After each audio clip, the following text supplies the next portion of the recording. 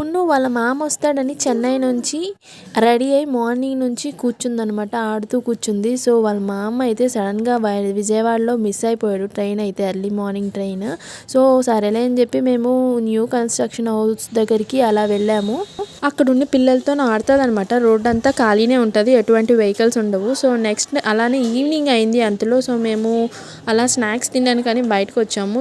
పానీపూరి ఒక ప్లేట్ కడుపులో వేసేసాను నేనైతే. ఇదిగోండి వాళ్ళ డాడీ పున్ను చాట్ ప్లేట్ని ఆర్డర్ చేసుకున్నారు. సో చక్కగా ఇద్దరు తిన్నారనమాట షేర్ చేసుకుంటూ.